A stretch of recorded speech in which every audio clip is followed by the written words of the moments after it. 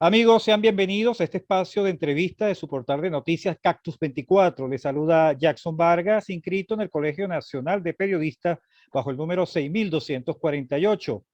Amigos, en los últimos días en diferentes estados del país se han registrado casos de presunto acoso escolar o bullying, como popularmente se conoce, que se han dado a conocer principalmente a través de las redes sociales. Esto ha generado, por supuesto, comentarios en esta sociedad y lo hecho que lo relativo, lo significante es que han sido muy seguidos y se ha hecho notar en especial por la manera como el fiscal general de la República, Tarek William Saad, ha estado informando a través de la red social Twitter las acciones que han venido tomando el Ministerio Público contra los adolescentes señalados de incurrir en este tipo de agresiones.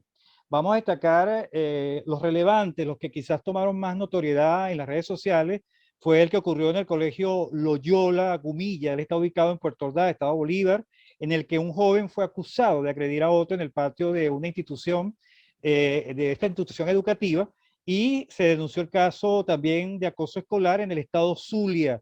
Allí unas jóvenes actuaron contra una otra joven, pero con discapacidad mental. Y bueno, en el Colegio Teresiano, este está ubicado en El Paraíso, también se registró este tipo de hecho de acoso escolar. Estos son los tres casos significativos, pero para analizar más a fondo este tema está con nosotros Carlos Trapani. Él es abogado y coordinador general de SECODAT. Esta es una organización social que tiene 37 años trabajando en la promoción y defensa de los derechos de niños, niñas y adolescentes en Venezuela. Bienvenido, Carlos. Un gusto saludarte.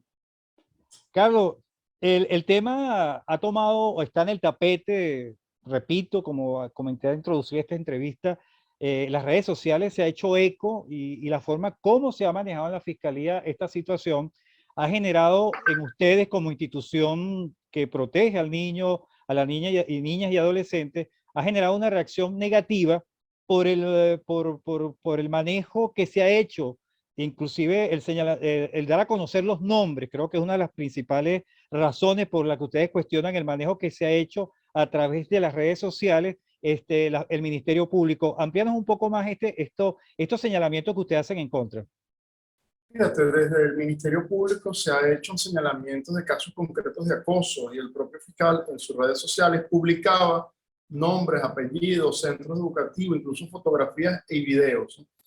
Y ahí lo que nosotros estamos haciendo un llamado a la reflexión es con respecto a la protección de la confidencialidad y a la identidad tanto del agresor como de la víctima, ¿no? La LOCNE expresamente prohíbe en su artículo 65 difundir nombres, datos que de forma directa o indirecta se puedan identificar a un niño o un adolescente, sea víctima o victimario.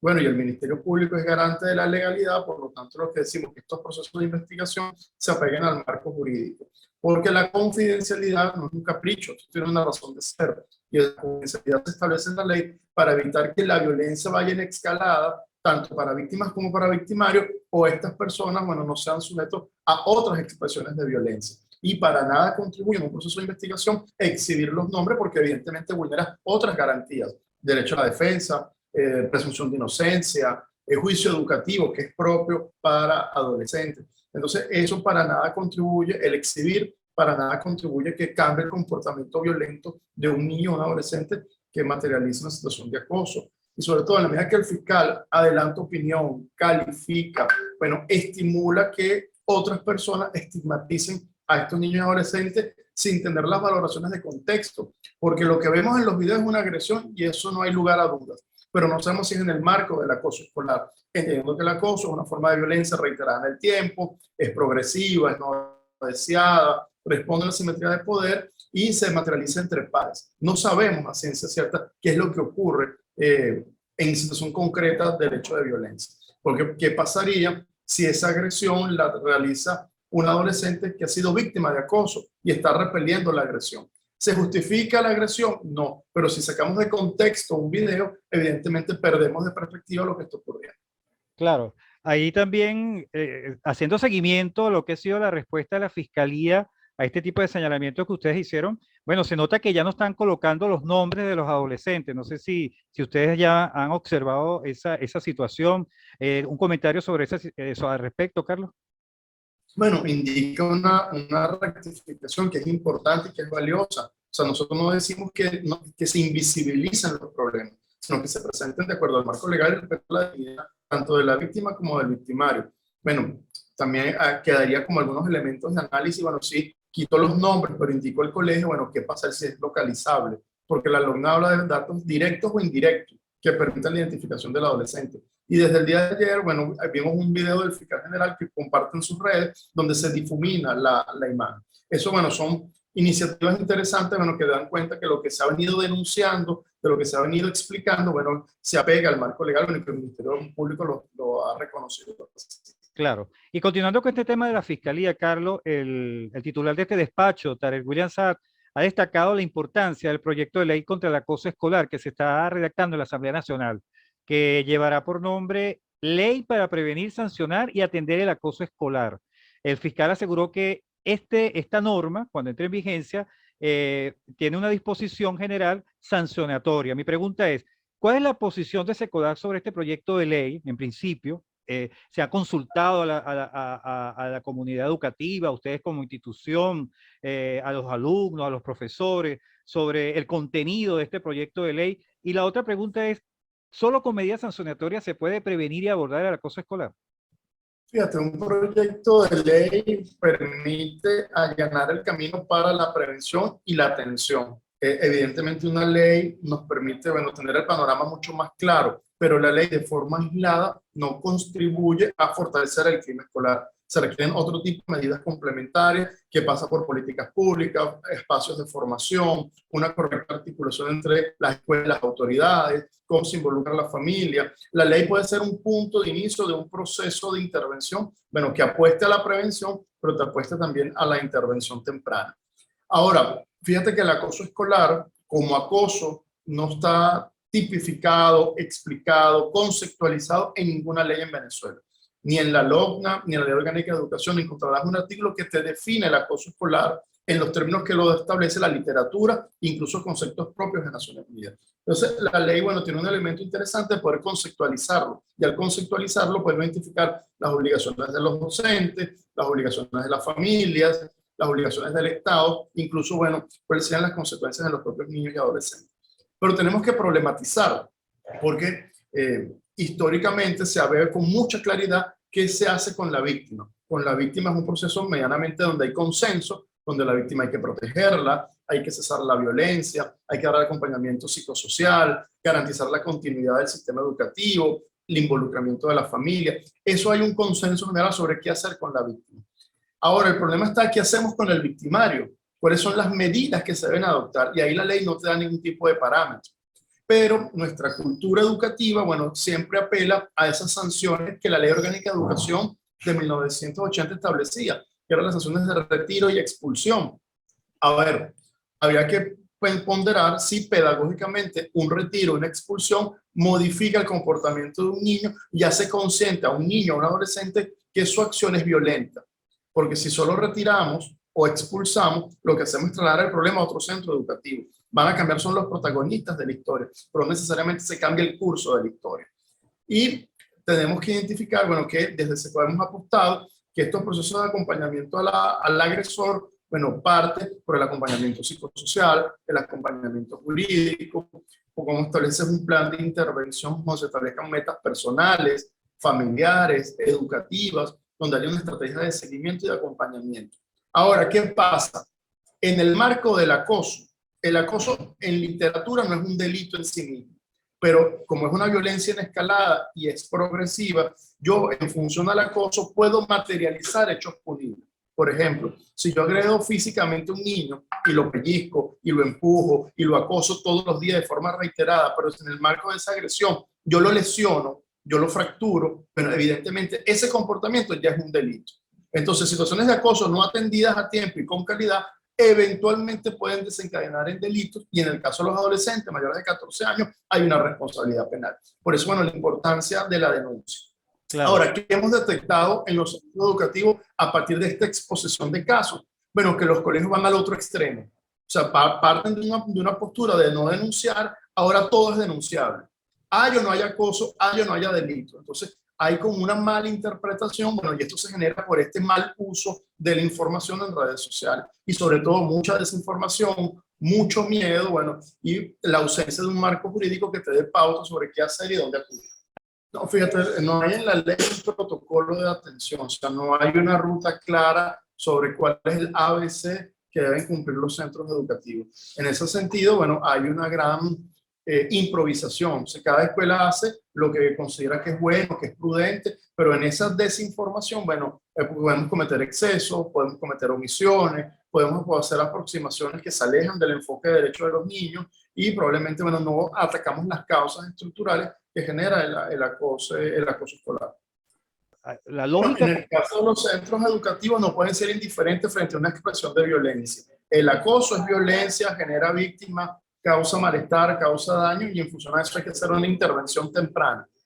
¿Cuál es el problema? Bueno, que muchos adultos piensan que eso es cosa de muchachos y que los muchachos tienen que resolver sus conflictos. Y no necesariamente es así. No necesariamente un niño, un adolescente tiene los recursos y las competencias para hacerle frente a una situación de violencia. Por eso el docente genera un espacio de orientación, de motivación, de inspiración. Pero bueno, ahí es necesario fortalecer las capacidades de los docentes, que hagan detecciones tempranas, que reconozcan que eso es violencia, sobre todo sepan qué hacer y dónde acudir cuando se materializa la violencia. Claro. Y ustedes como instituciones sociales que se encargan de eso, ustedes han realizado encuentros con los docentes, los están orientando un poco por, bueno, para profundizar en las medidas que sean preventivas. ¿Qué ha hecho Secodá en este sentido? Fíjate, Secodá tiene 37 años de trabajo, de los cuales casi 37 hemos trabajado temas relacionados a la convivencia escolar, fortalecimiento de la capacidad de los docentes, investigaciones, opinión pública, campañas, generación de contenidos y materiales. Pero bueno, es un tema que llama a la comunidad educativa, llama no solo a las escuelas, también llama a la responsabilidad del Estado. Porque, a ver, cuesta mucho pensar que se sancione un colegio porque no hace una respuesta, una acción y una respuesta pertinente como lo pide el fiscal general. Pero cuando ese colegio no tiene acceso a servicios de atención psicosocial, no tiene orientador, no tiene psicólogo y ese colegio no tiene apoyo de otros equipos auxiliares que permiten hacer una intervención pedagógica a un contexto de violencia. Claro. Y te pregunto, Carlos, uno observa que se han imputado, han sido los directores de algunos de estos colegios han sido imputados por esta situación. ¿Es esto normal?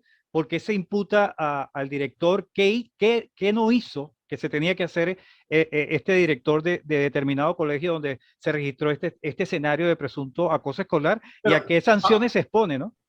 Habría que ver el caso concreto y tener los detalles en los cuales se fundamenta la imputación. Pero bueno, si frente a una denuncia que ha sido recurrente y el colegio no toma las medidas del caso, probablemente haya omisión en la protección y es una infracción que está en la LOGNA y acarrea una multa. Habría que ver los casos concretos para ver si hay una imputación penal, qué delito se está imputando, pero bueno, cada caso es individual y en función de eso hay que hacer la valoración. Pero sin duda los directores asumen una responsabilidad de cara a la convivencia, igual que lo asumen los docentes, y la Ley Orgánica de Educación es clara al poder sancionar la negligencia o la falta de acción. Pero ahí llamamos también a la obligación que tiene el Estado de poder acompañar a los centros educativos. Claro. Otro aspecto importante en este tema del acoso escolar es que qué elemento o característica define que una niño o adolescente es víctima de un acoso escolar.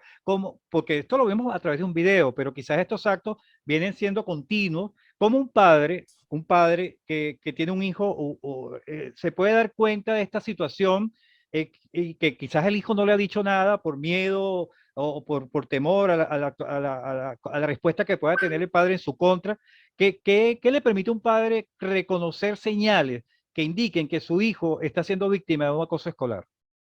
Hay unos factores de riesgo que hay que estar atentos. Si el niño no quiere ir a la escuela sin causa aparente, si hay llanto, si el niño llega sin sus pertenencias, con sus pertenencias rotas, también hay que estar atento a la opinión de los niños, qué dicen los niños, creer frente a cualquier reporte, no minimizar un hecho de violencia o no pedirle al niño que resuelva sus propios problemas. Pero igual ha sido una constante en los centros educativos. Se visita centros educativos en Caracas y en el interior del país y lo que vemos es que en los centros educativos no hay espacio para que los chicos dirimir sus conflictos, para hablar de sus preocupaciones, para hablar de sus propuestas, para mejorar la convivencia. No hay espacio. Esas famosas horas de guiatura se fueron desmantelando progresivamente y hemos visto situaciones, por ejemplo, donde la guiatura se hace por WhatsApp y eso no es una guiatura. Eso al final se traduce en un espacio administrativo, pero no es un tema de guiatura que permita la orientación de los niños. Entonces, en la medida de que el niño se escucha, podemos tener elementos interesantes de poder identificar factores de riesgo. Claro, y ya bueno, vimos la parte de la víctima, Carlos, nos quedan escasamente 5 minutos de esta entrevista, pero hay que tocar también la parte del niño que es el victimario. El acoso escolar implica una forma particular de violencia, como tú lo señalaste al principio. Ningún niño es agresor por naturaleza y la violencia se aprende, ¿no? Del entorno social.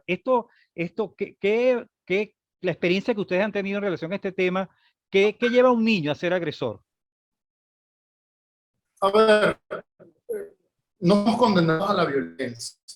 En el tema de acoso, la experiencia de Secodá nos dice que probablemente un niño agresor también fue un niño víctima. Es un niño que sufre violencia en su entorno escolar, en su entorno familiar o en su entorno comunitario. Entonces hay que estar atento a entender, bueno, que ese agresor genera una responsabilidad que tiene que asumir las consecuencias de su comportamiento, pero también entender que es un sujeto de derecho. Y también hay que desarrollar medidas socioeducativas o medidas de protección para que se pueda tener una adecuada reinserción familiar y comunitaria y alcance lo que la ley establece, su máximo desarrollo. No estamos condenados a la violencia, pero un niño que en su entorno vive violencia, vive agresiones, vive discriminación, probablemente esa va a ser la forma como se va a relacionar con los otros. El tema del rol del adulto. El rol del adulto, eso parte de la familia, de la escuela, de la sociedad, de poder tener ojos alertas para poder ubicar estos casos y darle el acompañamiento y no evitar que la violencia se normalice. Carlos, ya estamos terminando.